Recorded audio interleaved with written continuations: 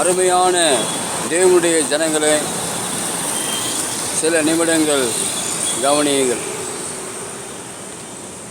ஆண்டவராகிய இயேசு கிறிஸ்துவை பற்றி சில நிமிடங்கள் உங்களிடத்தில் சொல்லும்படியாக நாங்கள் வந்திருக்கிறோம். தேவனுடைய பரிசுத்த நாமத்திற்கு மகிமை உண்டாவதாக.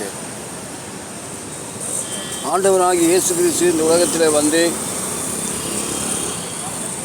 30வது வயதிலே ஞானஸ்நானம் பெற்று கரையேறின பின்பு, மனம் திரும்புங்கள், பரலோக ராஜ்யம் சமீபமாக இருக்கிறது என்று சொன்னார்.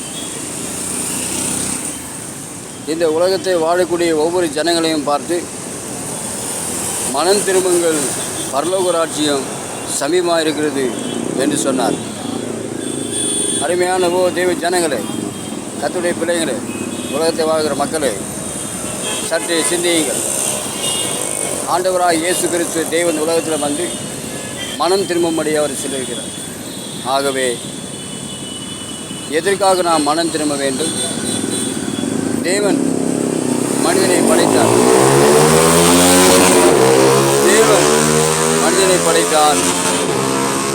தேவன் மனிதனை படைத்து ஆசீர்வாதமாக வைத்தார், சமாதானமாக வைத்தார், நிம்மதியாக வைத்தார், ஒரு தோட்டத்தில் வைத்தார், ஏதேன் என்கிற தோட்டத்தில் வைத்தார்.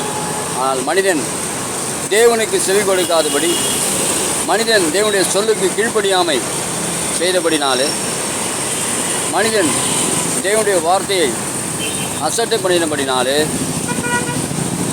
மனிதன் தேவனிடமிருந்து அந்த உறவு துண்டிக்கப்பட்டது. பிரியமானது அருமையானவரே, மனிதனுக்கும் தேவனுக்கும் உள்ள உறவு,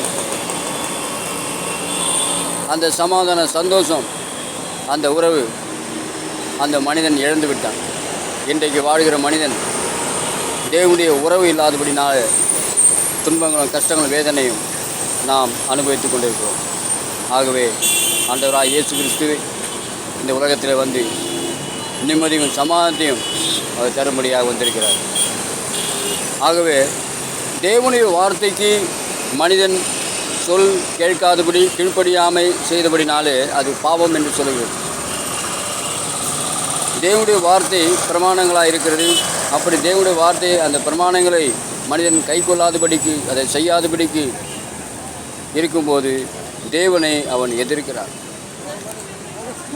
கர்த்தருக்கு மகிமை உண்டாவதாக. ஆகவே இந்த கடைசி நாட்களிலே ஆண்டவராக இயேசு கிறிஸ்து தேவன் உலகத்தில் வந்திருக்கிறார். நீங்கள் மனம் திரும்பி, இயேசுதான் மெய்யான தேவன், அவர்தான் சமாதானம் சந்தோஷம் தருகிறவர் என்று சொல்லி நீங்கள் கீழ்ப்படிந்து அவரை ஏற்றுக்கொள்ளும் போது, ஞானஸ்நானம் பெறும்போது இந்த உலகத்தை நிம்மதியாக வாழ்வீர்கள். பரலோக ராஜ்யத்தையும் அவர் செய்யக்கூடியவர் இருக்கிறார், தரக்கூடியவராக இருக்கிறார். அந்த பரலோக ராஜ்யத்தில் உங்களை சேர்த்து கொள்ளக்கூடியவராக இருக்கிறார். ஆகவே அந்த இயேசு கிறிஸ்து ஆகிய தெய்வத்துக்கு நீங்கள் கீழ்ப்படிந்து, அந்த இயேசு கிறிஸ்துவின் சொந்த ரட்சகராக நீங்கள் தெய்வத்தை ஏற்றுக்கொள்ளும் போது ஒவ்வொரு மனிதனும் பரலோக ராஜ்யத்துக்கு செல்லக்கூடிய வழியிலே அவன் காணப்படுகிறான், இருக்கிறான்.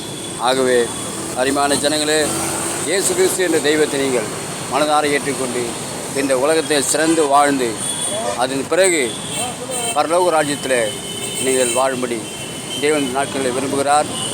ஆகவே கர்த்தர் உங்களை ஆசீர்வதிப்பாராக. மேலும் விவரங்களுக்கு நீங்கள் எங்களிடத்தில் தொடர்பு கொள்ளுங்கள்.